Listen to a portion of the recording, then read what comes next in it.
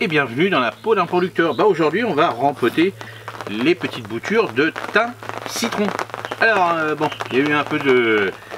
Voilà, il y en a qui n'ont pas repris, donc là il y en a 50, je pense en récupérer un peu plus d'une trentaine. Mais on va en refaire, hein. On est en pleine saison, on peut en refaire. Tant que ça n'a pas encore fleuri totalement vos thym citron, vous pouvez continuer à faire de la bouture sans problème. Donc là, ce qu'il nous faut, on va prendre, moi je vais les mettre dans des petits godets. Alors bien sûr là il faudra automatiquement les mettre en petits godets, hein, contrairement aux autres boutures où je vous dis vous pouvez les mettre directement en pleine terre. Là ils sont encore un petit peu justes, hein, c'est vraiment une petite tige, donc c'est mieux quand même de les mettre en petits godets et après vous pourrez les remettre à l'extérieur dans vos potagers, en bordure, ce que vous voulez, mais c'est quand même mieux là de les mettre en godet. Donc alors en godet dans un très bon terreau comme d'habitude, un très bon terreau et un bon engrais Osmocote, un engrais à diffusion lente, ou si vous avez des composts ou ça vous pouvez faire votre mélange, mais bon si vous êtes débutant autant prendre un truc déjà tout fait comme ça, on ne fait pas de bêtises et après on s'adapte quand on sera plus apte à faire ces mélanges soi-même. Donc là on va en mettre un petit peu plus parce que les boutures sont petites et je vais faire bomber le terreau dessus, c'est comme je vais appuyer et la bouture elle n'est pas très grosse. Donc alors on y va.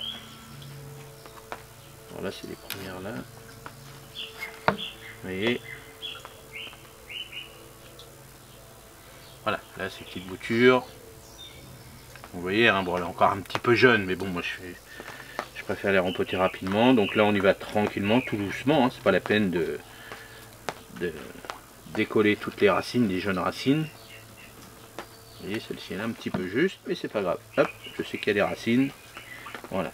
Vous voyez, c'est pour ça que j'ai mis un peu plus de terreau là, parce que comme j'appuie, et j'appuie pas sur la motte de la bouture, j'appuie sur les côtés.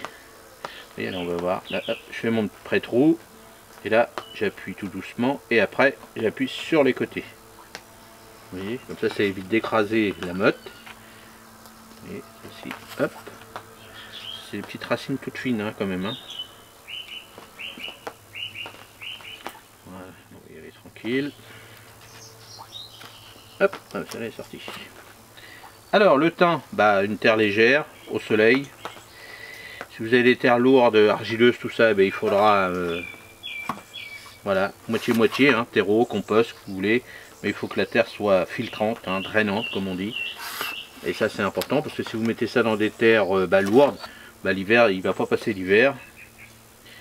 Et ça va pas le faire parce que il va pourrir, hein, il va pas avoir les racines, comme c'est des toutes petites racines. C'est léger aussi, hop. Voilà. Donc il faut un sol bien drainé au soleil. Et là c'est mieux, je vous conseille de mieux les mettre, de les mettre dans des petits godets. Ils se développent bien. Si vous avez réussi une dizaine de boutures, hop. Et comme ça vous faites vos petits 10 godets et après vous faites une belle petite bordure de thym citron. Voilà. Donc voilà comment on rempote, tout simplement, hein. C'est toujours à peu près la même chose, mais il y a des petites techniques, hein, je vous ai dit, bien appuyer un petit peu dessus sur la motte, mais léger, et puis après sur les côtés, pour que la terre colmate bien autour de cette micro-motte. Et là on va bien les arroser, hein, on va bien surveiller ça. Maintenant on pourra les mettre dehors, si alors le thym ça ne gèle pas, hein. S'il fait même moins 5, ça, pas moins 5, s'il fait 5 degrés chez vous la nuit, vous avez fait vos rempotages, voilà, le thym lui va supporter.